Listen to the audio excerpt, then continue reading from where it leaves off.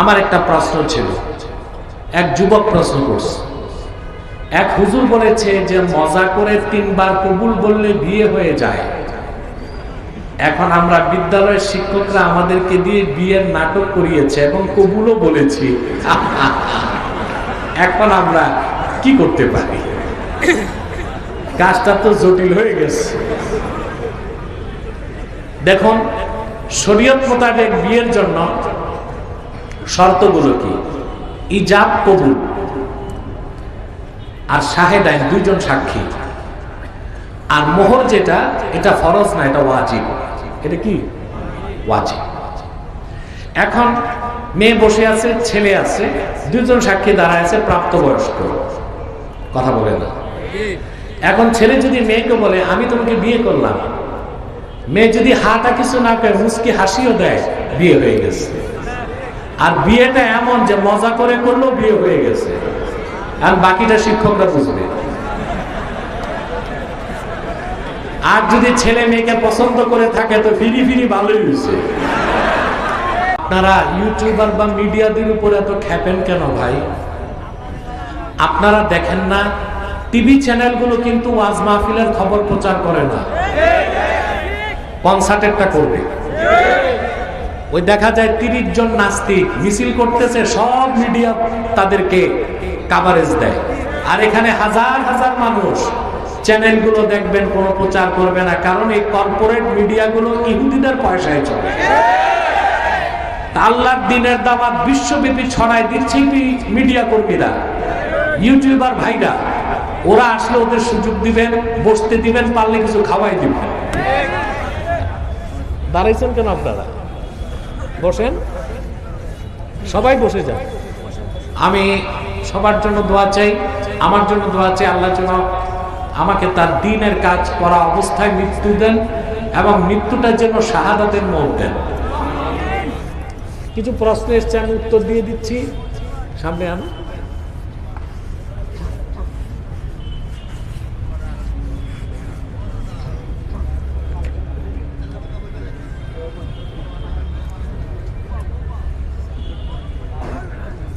এক ভাই প্রশ্ন করেছেন,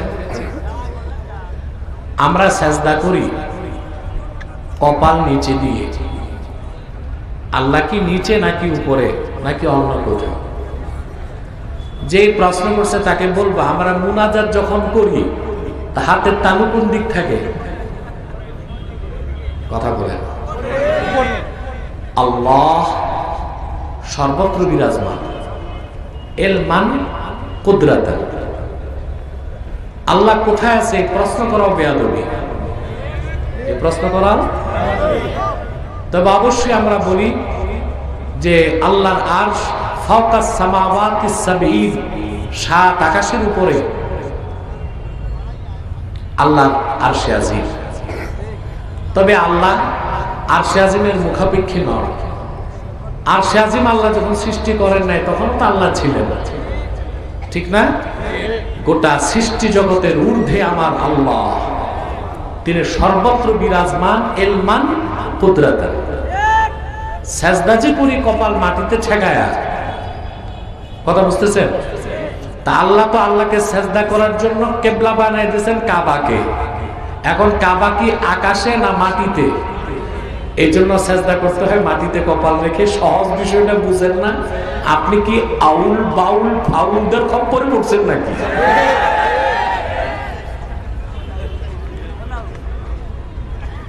ইসলামী শরীয়তের 3 তালাক দলিল সহ জানতে চাই। বেশ ভালো কথা। একটা হচ্ছে তালাক আলা তরিকিস সুন্নাহ, সুন্নত তরিকায় তালাক হচ্ছে একসাথে 3 তালাক না দেওয়া। বুঝলেন? এক এক মাসে এক একটা দেওয়া, প্রত্যেক হাইজের পর তুহুর, তুহুর অবস্থায় একটা। বুঝলেন? এইভাবে 3 তুহুরে 3টা। কিন্তু কেউ যদি একসাথে এক বসায় 1 তালাক 2 তালাক 3 তালাক দিলাম এভাবে তালাক দেয়, অবশ্যই 3 তালাক হয়ে যাবে বেদাত তরিকায়। কি তরিকায়? কিন্তু তালাক হবে, তালাক হবে। কথা বুঝতেছেন? 3 তালাকই তালাক আর একসাথে 3 তালাক দিয়ে দিলে স্ত্রী আপনার হারাম হয়ে যাবে। স্ত্রী কি হবে? এই স্ত্রীকে আপনি আর বিয়ে করতে পারবেন না। একটা সুরত আছে বিয়ে করার, আপনি তালাক দেবার পর স্ত্রী পবিত্র হওয়ার পর, বুঝলেন, ইদ্যত পালনের পর যদি অন্য পুরুষের কাছে বিয়ে বসে, ওই পুরুষ যদি কখনো কোনো কারণে ছেড়ে দেয়, তখন ইদ্যত পালনের পর প্রথম স্বামী আপনি তাকে বিয়ে করতে পারবেন। এটা হচ্ছে জায়েজ তরিকা, সহি তরিকা। এখন আমাদের দেশে তো তালাকটা বেড়ে গেছে, কথায় কথায় তালাক দেয়। আমার কাছে প্রতি বছর শত শত তালাকের মাসালা যায়। বাংলাদেশের মানুষ যখন রাগ করে বিবেক হারায় ফেলে, বুঝলেন। এক বেকুব বলতেছে তুই তালাক, তোর মায়ের তালাক, তোর নানিও তালাক। আশ্চর্য অবস্থা। সে তো তার স্ত্রীর তালাক দেবার মালিকানা রাখে, শাশুড়িটা আর নানি শাশুড়িটা কি রাখে নাকি? তোমরা বসো। এরপর বাঙালি আবেগে কত কাজ করে, এই জন্য আমি বলি হুজুগে বাঙালি না, না বুঝে বাঙালি। একজন বলতেছে আমি আমার বউকে আদরে বলি, বলছি তুমি আমার মা লাগো। তালাক হবে না, গুনাহ হবে। আরেক মহিলা মায়ের খাইয়া স্বামীরে বলতেছে তুই আমার বাপ লাগোস, আর মারিস। এটাও তালাক হবে না, গুনাহ হবে। অনেকের আগের মাথায় বউকে বলে তুই 100 তালাক, 200 তালাক, 300 তালাক। না, তালাক 3টে। কয়টা? তা আমাদের দেশে তালাকটা বেড়ে যাবার কারণে আলেমরা আবার একটা হিলা বের করছে। কি বের করছে? হিলাটা হচ্ছে, আপনি বউ ছেড়ে দিয়েছেন, ইদ্যত পালনের পর আপনার বউটারে বিয়ে দিলেন একটা বুড়ার কাছে। বুড়ারে আবার এশারা ইঙ্গিতে বুঝাই দিছে যে এটা ফাইনাল না, টেম্পোরারি দিলাম। বুড়া কয়েকদিন রাইখা আবার ছেড়ে দিছে। বুড়া তো জানে কেন দিছে বুড়ার কাছে। ইদ্যত পালনের পর আবার আপনি আপনার বউকে নিয়ে আসেন, এটা হচ্ছে হিলা। এটা সবচেয়ে নিকৃষ্ট পর্যায়ের একটা জায়েজ কাজ। আবার বলছি, সবচেয়ে নিকৃষ্ট পর্যায়ের একটা জায়েজ কাজ। এটা হচ্ছে থুতু পিরিজে নিয়ে আবার সাইটা খাওয়া। এই কাজটা করবেন না, বুঝতে পারছেন?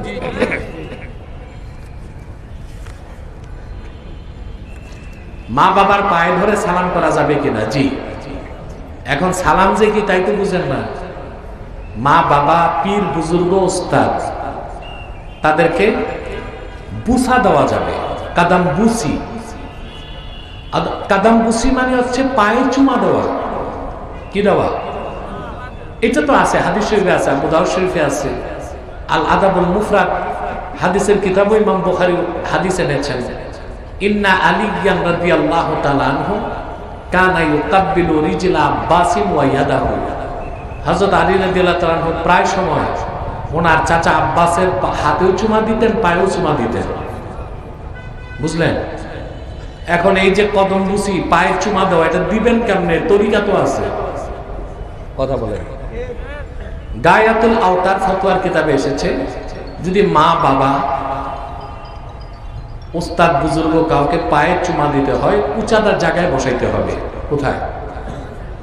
তারপর মাথা পায়ের কাছে যাবে না, পাটা টেনে মুখের কাছে নিয়ে চুমা দিবেন। কথা বুঝেন? আপনি যদি মাথা পায়ের কাছে নেন তো অন্য লোক মনে করবে আপনি সাজদা করতেছেন। এটা মুহিমিলা শিরক, শিরকের ধারণা সৃষ্টি করতে পারে। বুঝেন না কথা?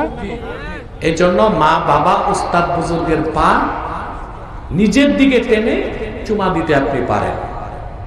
কিন্তু এইটা তো আমভাবে করা যায় না। যায়? কথা বলেন। পিসাব আসছে স্টেজে, আপনার সবাই এসে যদি এই পা ধরে ধরে চুমা দিতে থাকেন, ওনার ঠ্যাং ছুড়ে যাবে না? আর যদি পিসাব লুঙ্গি পরে থাকে তো চিচেন ফাঁক। এটা হচ্ছে একটা খাস আমল। কি আমল? কখনো মন চাইলো আল্লাহ আল্লাহ বুজুর্গ ব্যক্তি, বাবা মা, উস্তাদ, তাদের পা টেনে মুখের কাছে নিয়ে চুমা দেওয়া যাইতে পারে। তো এইটা দেওয়া সম্ভব হয় না বলেই পীর বুজুর্গ, উস্তাদ, বাপ মা তাদেরকে হাত দিয়ে কি করা হয়? এটাই তো বুঝাইছেন। এটা মাথা সোজা রেখে করা যাবে, কোনো সমস্যা। যেখানে মুখ দিয়ে চুমা দেওয়া যায় ওখানে কি হাতে চুমা দেওয়া যাবে না?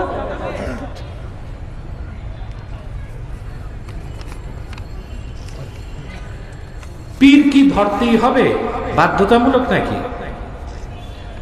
আরে ভাই, আপনি যদি হাদিস শরীফ শিখতে চান তো মুহাদ্দিসের কাছে কি যেতেই হবে? কথা বলেন। তাফসীর পড়তে চান মুফাসসিরের কাছে কি যেতেই হবে? ফিকহ পড়তে চান ফকিহের কাছে কি যেতেই হবে?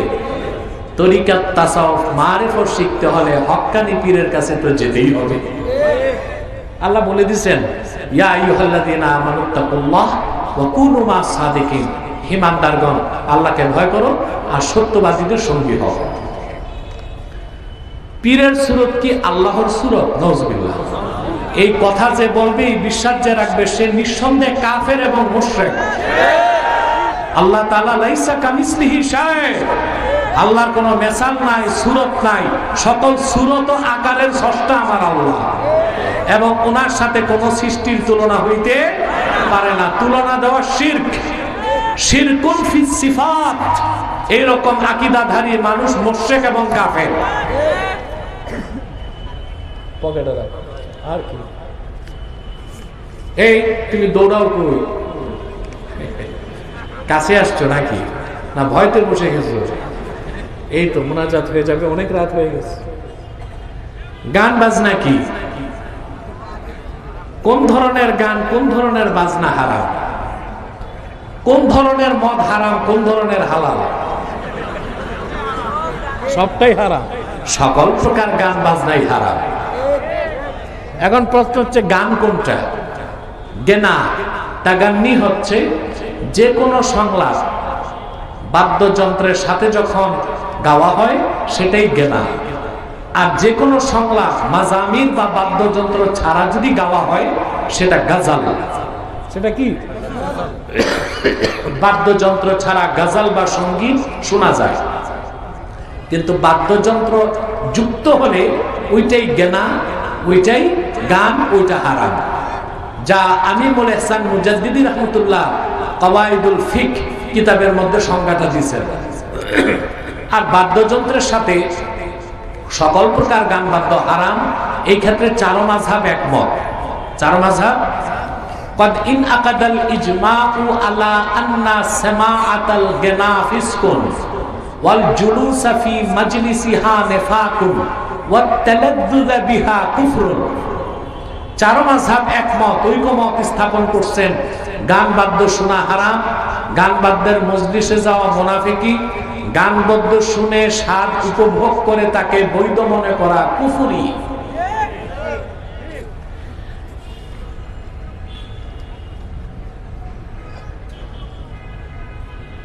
এটা কি লিখেছে? আমার একটা প্রশ্ন ছিল, এক যুবক প্রশ্ন করছে। এক হুজুর বলেছে যে মজা করে 3 বার কবুল বললে বিয়ে হয়ে যায়। এখন আমরা বিদ্যালয়ের শিক্ষকরা আমাদেরকে দিয়ে বিয়ের নাটক করিয়েছে এবং কবুলও বলেছি। এখন আমরা কি করতে পারি? কাজটা তো জটিল হয়ে গেছে। দেখুন, শরীয়ত মোতাবেক বিয়ের জন্য শর্তগুলো কি? ইজাব, কবুল, আর শাহেদাইন, 2 জন সাক্ষী, আর মোহর যেটা, এটা ফরজ না, এটা ওয়াজিব। এটা কি? ওয়াজিব। এখন মেয়ে বসে আছে, ছেলে আছে, 2 জন সাক্ষী দাঁড়ায় আছে, প্রাপ্তবয়স্ক। কথা বলে না। এখন ছেলে যদি মেয়েকে বলে আমি তোমাকে বিয়ে করলাম, মেয়ে যদি হাটা কিছু না করে মুস্কি হাসিও দেয়, বিয়ে হয়ে গেছে। আর বিয়েটা এমন যে মজা করে করলেও বিয়ে হয়ে গেছে, আর বাকিটা শিক্ষকরা বুঝবে। আর যদি ছেলে মেয়েকে পছন্দ করে থাকে তো ফিরি ফিরি ভালোই হয়েছে। আজকাল উপযুক্ত বয়স পার হবার পর সন্তানদের বিয়ে দেওয়া হয় না।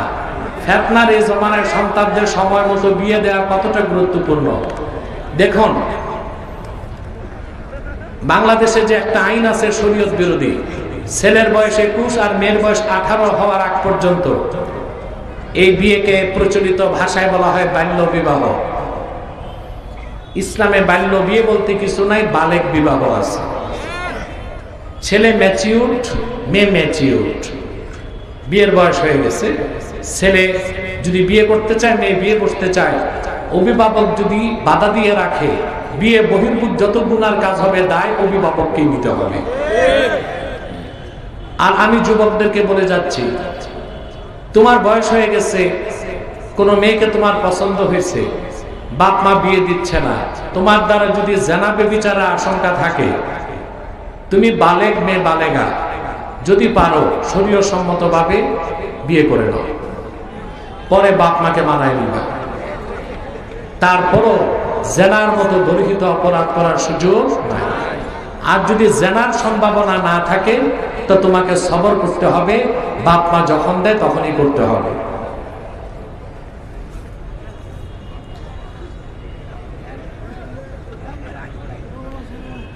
আপনার কাছে জানতে চাই, রমজান মাসে তারাবির হাদিয়া থেকে মসজিদ ফান্ডে কি রাখা যাবে? না, রাখা যাবে না। রমজান মাসে হাফেজদের জন্য যে টাকাটা মুসল্লিরা দেয়, ওটা হাফেজদের জন্যই দেয়।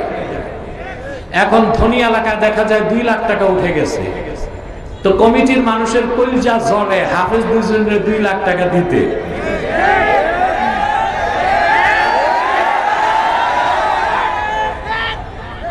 আমাদের দেশে অধিকাংশ মসজিদ কমিটিতে জায়গা পায় বেনামাজি, সুদখোর আর ঘুষখোররা। আর ওরা আলেম ওলামাকে দেখতে পারে না। কোন আলেম 2-4 লাখ টাকা তারাবি পড়ায় পাবে, এটা সহ্য হয় না, তো কৌশল করে অর্ধেকটা কেটে মসজিদ ফান্ডে রাখে। বাট আর সুদখোর মুসল্লিরা টাকা দিছে হাফেজরে, আর হাফেজ কষ্ট করে 1 মাস তারাবি পড়াইছে, সম্পূর্ণ টাকা হাফেজকে দিয়ে দিতে হবে। ওখান থেকে মসজিদ ফান্ডে টাকা রাখাটা উচিত হবে না। আর যদি টাকা তোলার সময় বলে নেওয়া হয় আমরা হাফেজকেও দিব কিছু, মসজিদ ফান্ডে রাখবো, তাইলে ভিন্ন কথা। এটা বললে তো আর মুসল্লিরা দিবে না, দেয় তো হাফেজকে। অতএব পুরো টাকাটাই হাফেজদের হাতে দিয়ে দেওয়া উচিত। কি আবার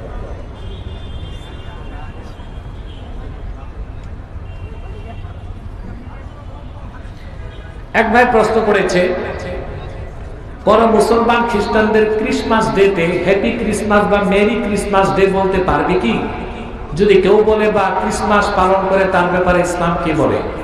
দেখুন, একটা হচ্ছে শেয়ারে কম, আরেকটা হচ্ছে শেয়ারে মিল্লাত। শেয়ারে কম হচ্ছে কোন কমের সংস্কৃতিকে মানে। যেমন ইংরেজরা প্যান্ট শার্ট পরে, আপনি প্যান্ট শার্ট পরতেছেন, এতে আপনি কাফের বেঈমান হবেন না, এটা মাকরুহ হবে। কি হবে? আপনি তাদের শেয়ারে কম, ইংরেজ জাতির কমই শেয়ারকে মানতেছেন। কিন্তু শেয়ারে মিল্লাত হচ্ছে অমুসলিমদের ধর্মীয় কোনো কিছু মানা, ওটা কুফর। অথবা খ্রিস্টানদের ক্রিসমাস ডে পালন করা বা ওই ক্রিসমাস ডেতে কি বলে হ্যাপি ক্রিসমাস ডেতে হ্যাপি ক্রিসমাস বা মেরি ক্রিসমাস বলা, এটা তো আপনি শেয়ারে মিল্লাত, তাদের ধর্মীয় একটা বিষয়কে মেনে নিচ্ছেন, এতে আপনার ঈমান নষ্ট হয়ে যাবে। এই কাজটা করবেন না। যদি আগে করে থাকেন তওবা নাসুহা করুন, আল্লাহ মাফ করবেন। এক ভাই প্রশ্ন করেছেন, হ্যাঁ বুঝি না কি বলতেছে,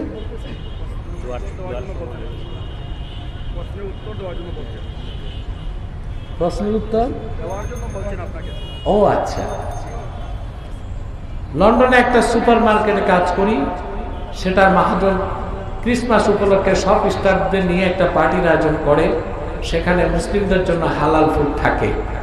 আমরা কি সেই পার্টিতে যোগ দেওয়া জায়েজ হবে? আর বস বা কলিগ যদি ক্রিসমাসের কোনো গিফট দেয় বা আমি তাদের দেই, তবে তা কি জায়েজ হবে? দেখুন, আপনার বস যদি আপনাকে বাধ্য করে ধর্মীয় উৎসবে যেতে, আপনি যেতে পারবেন না। কিন্তু ধর্মীয় উৎসব উপলক্ষে সে যদি আপনাদেরকে মেহমানদারি করতে চায় আর খাদ্যগুলো হালাল হয়, আপনি চাকরি রক্ষার্থে ওজর হিসেবে হালাল খাবারগুলো খেতে পারেন। কিন্তু নিয়ত থাকবে তাদের ধর্মীয় অনুষ্ঠানে আপনি যাচ্ছেন না, বসের মন রক্ষার্থে যাচ্ছেন। কথা বুঝেন নাই? এটা হচ্ছে ফাতোয়া, আর তাকওয়া হচ্ছে না যাওয়া। আল্লাহ আমাদের কবুল করে মঞ্জুর করুক। আবার কি কয়েকদিন আগে দরুদ শরীফ নিয়ে কিছু ছেলে হাসি তামাশা করেছে, তাদের পরিণতি কি? দরুদ সালাম হচ্ছে শেয়ার ইসলাম, আর ইসলামের শেয়ার নিয়ে হাসি তামাশা করা কুফর। যারা এই কাজটা করেছে তাদের ঈমান নষ্ট হয়ে গেছে, তাদেরকে ক্ষমা চাইতে হবে আল্লাহর কাছে, ক্ষমা চাইতে হবে মুসলিম জাতির কাছে। আসুন ভাইরা মোনাজাত করি, তার আগে একটু সালাত ও সালাম করে নেই মহব্বতে। সাল্লাল্লাহু আলা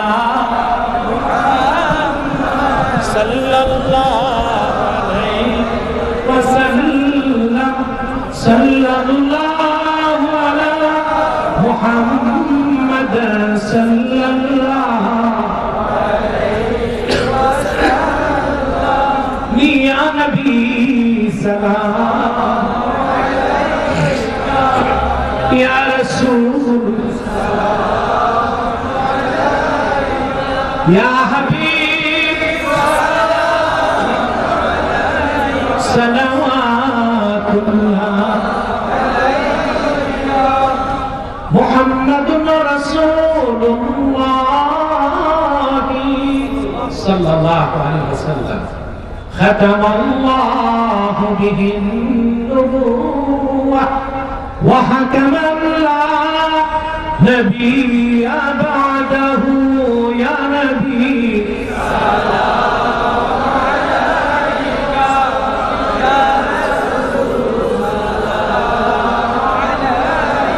يا حبيب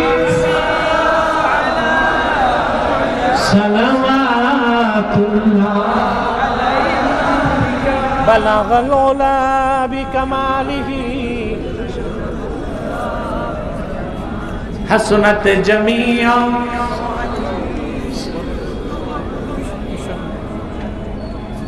জানুয়ারি দিনের বেলায় ঘুরে মৌলভীবাজারে আসতেছে। আমি আরো দোয়া চাই, কিছু মানুষ, মাহবুবের মা অসুস্থ।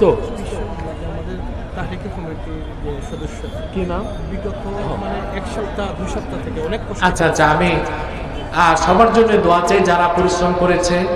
চান্দাই দরবার শরীফের লোকেরা পরিশ্রম করছে। এনাম কোথায়? এনাম এনাম এনামের জন্য দোয়া করবেন। এনাম আমি সিলেট আসে খুব কষ্ট করে, তাহরিকে কমিটি আল্লাহ যেন তাকে সুখ শান্তি দেয়। বেশি কষ্ট করেছে। আচ্ছা আচ্ছা সিলেট মহানগর। আচ্ছা আচ্ছা, আমি আবার নতুন করে মহল কমিটি গোছায় দিবে, তারপর কাজ করবে তারা ইনশাআল্লাহ। 14 জানুয়ারি ঘুরে 14 জানুয়ারি কোথায়? ঘুরে মৌলভীবাজারে দিনের মৌলভীবাজার গোড়ারাইতে দিনের বেলা আমি আসতেছি, বাদে জোহর বক্তব্য রাখবো, যাওয়ার চেষ্টা করবেন। রব্বানা যালামনা আনফুসানা ওয়া ইল্লাম তাগফির লানা ওয়া তারহামনা লানাকুনান্না মিনাল খাসিরিন। আল্লাহ তাআলা তাহরিকে খাতমে নবুয়ত বাংলাদেশ সিলেট মহানগর আহ্বায়ক কমিটির উদ্যোগে আয়োজিত আজকে খাতমে নবুয়ত ইসলামী মহাসম্মেলন সিলেট আলিয়া ময়দানের আজকের মাহফিলে তোমার হাজার হাজার নেককার বান্দা, পর্দার আড়ালের মা বোন নিয়ে হাত তুলেছি। আল্লাহ, এতগুলো মানুষের মধ্যে যার দুটো হাত ভালো লাগে আল্লাহ, তার দুটো হাতের বিনিময়ে আমাদের জিন্দেগীর সব গুনাহ তুমি মাফ করে দাও রব্বুল আলামিন। হৃদয়ের গভীর থেকে দোয়া করি আল্লাহ, তোমার আখিরি নবী নূর নবীজি আমার মুহাম্মদ মুস্তাফা সাল্লাল্লাহু আলাইহি ওয়াসাল্লাম আজ থেকে ১৫০০ বছর আগে দুনিয়া থেকে বিদায় নিয়েছেন। হায়াতুন নবী হিসেবে জান্নাতুল ফেরদাউস রওজা মুবারকে বিশ্রাম নিয়েছেন। আল্লাহ জীবনে একবার তোমার আখিরি নবী নূর নবীজি আমার মুহাম্মদ মুস্তাফা সাল্লাল্লাহু আলাইহি ওয়াসাল্লামের জান্নাতুল ফেরদাউস রওজা মুবারকে উপস্থিত হয়ে গো আল্লাহ, তোমার হাবিবের নূরের কদমে দরুদ ও সালামের হাদিয়া দেবার আগে আল্লাহ তুমি ডাক দিও না। আল্লাহ তাআলা একবার বা একাধিকবার যারা সোনার মদিনায় নূরের মদিনায় যেতে পেরেছি আল্লাহ, জীবনে বারবার তোমার আখিরি নবী নূর নবীজি আমার মুহাম্মদ মুস্তাফা সাল্লাল্লাহু আলাইহি ওয়াসাল্লামের নূরের শহর মদিনাতুল মুনাওয়ারা জিয়ারতের জন্য তাদের কপালটা খুলে দাও। হৃদয়ের গভীর থেকে দোয়া করি, আল্লাহ তোমার আখিরি নবী নূর নবীজি আমার মুহাম্মদ মুস্তাফা সাল্লাল্লাহু আলাইহি ওয়াসাল্লামের নূরের চেহারা মোবারক স্বপ্নে একবার দেখে গো আল্লাহ, জান্নাত ওয়াজিব হবার আগে তুমি ডাক দিও না। আল্লাহ একবার একাধিকবার জানাব তোমার আখিরি নবী নূর নবীজি আমার মুহাম্মদ মুস্তাফা সাল্লাল্লাহু আলাইহি ওয়াসাল্লামের নূরের চেহারা মুবারক স্বপ্নে দেখা সৌভাগ্য লাভ করেছে আল্লাহ, জীবনে বারবার দেখার জন্য তাদের কপালটা আল্লাহ তুমি জান্নাতি কপাল বানায় দাও। আল্লাহ আমাদের অনেকের বাবা নাই, অনেকের মা নাই, অনেকের বাবা মা একজনও নাই। যত মানুষের বাবা মা দুনিয়া থেকে বিদায় নিয়ে অন্ধকার কবরে চলে গেছে আল্লাহ, সকল মুসলমান বাবা মার কবরকে আল্লাহ তুমি দয়া করে জান্নাতের বাগান বানায় দাও রব্বুল আলামিন।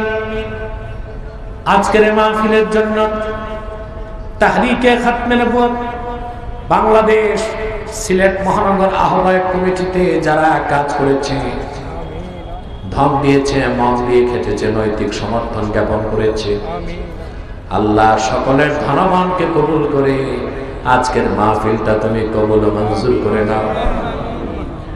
জিন্দেগীর সমস্ত গুনাহকে মাফ করে দাও, অভাবের অভাব দূর করে দাও, অসুস্থকে সুস্থ করে দাও, অশান্ত হৃদয়কে শান্ত করে দাও রব্বুল আলামিন। আমার কলিজার টুকরা যুবক ভাইদের জন্য দোয়া চাই, ওদের প্রত্যেককে খাঁটি ইমানদার বানায় দাও, সহি আকীদার ধারক বানায় দাও, আহলুস সুন্নাহ জামাতের অনুসারী বানায় দাও, খাতমে নবুয়ত আন্দোলনের সৈনিক বানায় দাও, 5 ওয়াক্ত নামাজি বানায় দাও, চাকরি নাই যাদের চাকরির ব্যবস্থা করে দাও, ব্যবসা যাদের আছে ব্যবসায় লক্ষ্য গুণ বরকত দাও। আমার যে যুবক ভাইগুলো বিদেশ যেতে চায়, বিদেশ যাওয়া সহজ করে দাও। পর্দার আড়ালের মা বোন যারা হাত তুলে বসে আছেন, অবনা সরলা সতী সাধ্যী মা বোনদের মনের দুঃখ কষ্ট সব দূর করে তাদের প্রত্যেককে একটি সোনার সংসার হাদিয়া করে দাও। আল্লাহ আমাদের মুশকিলাতকে আসান করে দাও, নেক হাজাত চাহাতকে কবুল করে নাও। আল্লাহ অসুস্থদের সুস্থ করে দাও, আমার স্নেহের মোহনকে সুস্থ করে দাও। আল্লাহ এই মাহফিলটা করবে বলে সে ব্রিটেন যায়নি, সে অসুস্থ আছে। আল্লাহ আমি তোমার কাছে খাস ভাবে দোয়া করি, অপারেশন ছাড়াই তাকে সুস্থ করে দাও, আর অপারেশন হলেও যেন সাকসেস হয়। আমি বুঝি আল্লাহ ওর বুক ফেটে যাচ্ছে, আজকে আসতে পারে না স্টেজে, ওর তো চেষ্টা ছিল। আল্লাহ ওরে তুমি নিয়তের কারণে আজর নাজিব দান করে দিও। আল্লাহ আরো যারা সহযোগিতা করেছে, আল্লাহ সকলের জান মালের নিরাপত্তার ব্যবস্থা তুমি করে দিও। প্রশাসনের যে ভাইরা সহযোগিতা করেছে নেক নিয়তে ঈমানের সাথে, আল্লাহ তাদেরকে তুমি আজর নাজিব দান করো। ভাইরা আমার 1 মিনিট সময় ছেড়ে দিলাম, চক্ষুটা বন্ধ করুন, দিলটা নরম করুন, মাথাটা নত করুন। আল্লাহর আখিরি নবী নূর নবীজি আমার মুহাম্মদ সাল্লাল্লাহু আলাইহি ওয়াসাল্লামের ওসিলা ধরে আল্লাহর কাছে চান, যা চাইবেন তাই পেয়ে যাবেন। যদি পারেন ভাইরা সারা জীবনের গুনার কথা মনে করে মুনাজাতে আমার আল্লাহর কাছে আত্মসমর্পণ করে 2 ফোঁটা চোখের পানি ছেড়ে দিন, দোয়া কবুল হয়ে যাবে, জিন্দেগীর সব গুনাহ মাফ হয়ে যাবে, আল্লাহর ওলির কাতারে জায়গা হয়ে যাবে।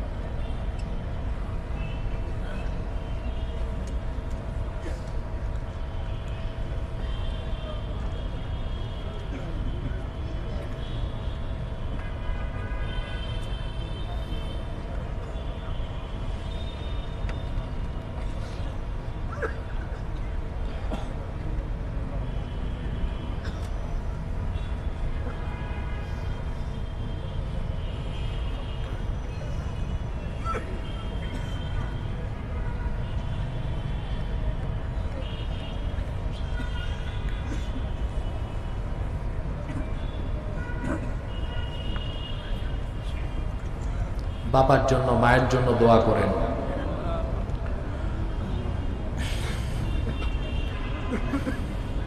আল্লাহুম্মা ইন্না নাতাওয়াসসালু ইলাইকা বিওয়াসিলাতি হাবিবিকাল মুহতারাম নবিকাল খাতিম সাইয়্যিদিনা ওয়া সাইয়্যিদিল আবরার নবিয়িনা ওয়া নবিয়িল আমবিয়া মুহাম্মদ ইবনে আব্দুল্লাহ নবিয়িল্লাহি রাসূলিল্লাহ সাল্লাল্লাহু আলাইহি ওয়াসাল্লাম আল্লাযী আকমালতা বিহি কসরান নুবুওয়া ওয়া হাকামতা লা নাবিয়্যা বা'দা ওয়া আ'লানতা ফিল কুরআনি বিল বুরহান আন্না মুহাম্মাদান সাল্লাল্লাহু আলাইহি ওয়াসাল্লাম খাতামুন নাবিয়্যিন ওয়াল মুরসালিন ক্বাবলা 15 মিআতি সানাহ ওয়া সাল্লাল্লাহু তাআলা আলা খায়রি খালকিহি নবিয়িনা মুহাম্মাদিন নূরিল্লাহ ওয়া আলা আলিহি ওয়া সাহবিহি আজমাইন বিরহমাতিকা ইয়া আরহামার রাহিমিন।